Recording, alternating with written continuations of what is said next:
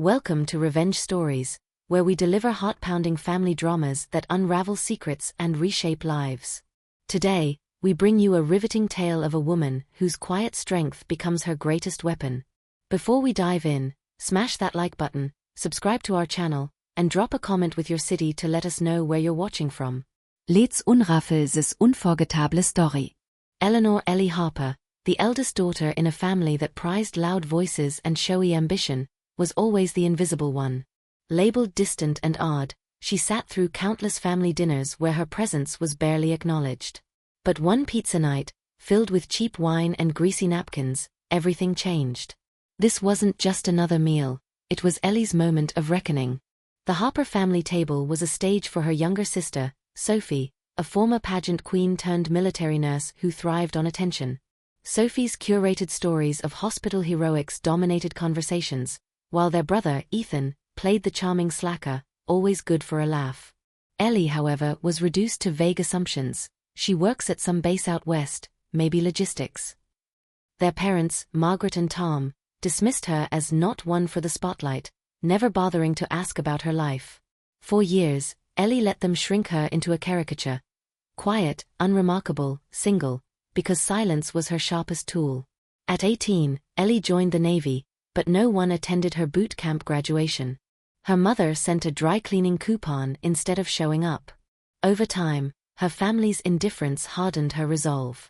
They didn't know she'd trained in Arctic warfare, coordinated covert extractions, or risen to Rear Admiral in the secretive Spectre Division 7, a unit so classified it left no public trace.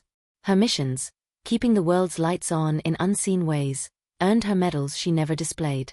When she tried sharing glimpses of her life, like a photo of her unit, her mother responded, "You look tired." Her father once grunted, "Still doing admin?" They wanted a version of her that made them feel superior, so Ellie stayed silent, letting them believe their fiction. But Sophie crossed a line.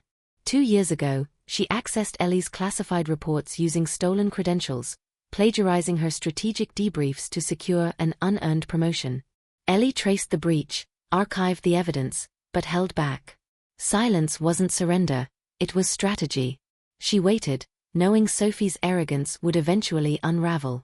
The turning point came at a family pizza night when Sophie invited her new boyfriend, Colonel James Reed, unaware that Ellie had trained him years ago, signing off on his first covert operation.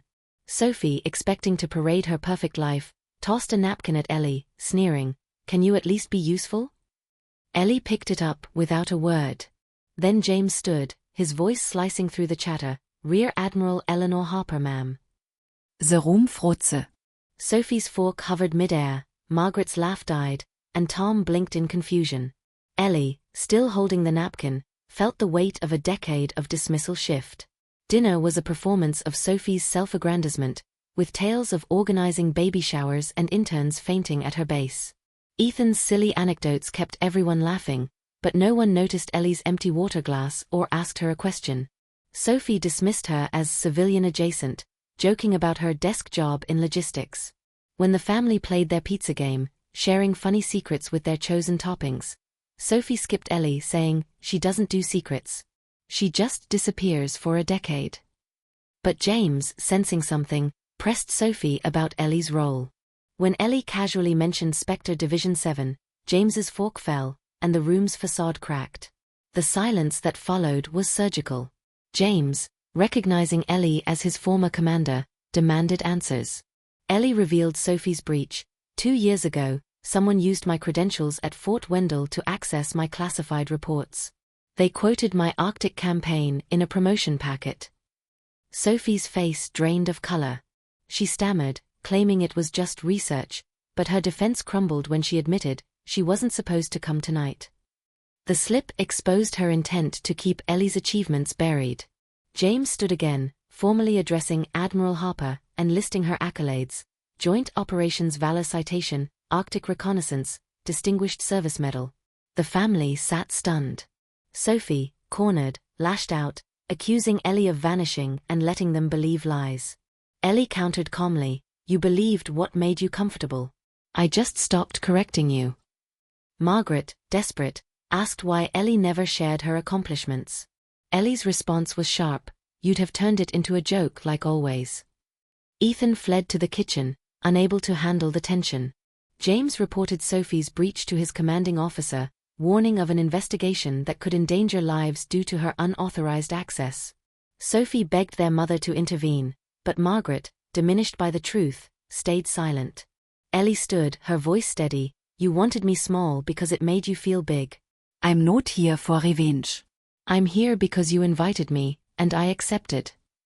Ellie walked out, pausing at the hallway mirror to see the gutted room behind her.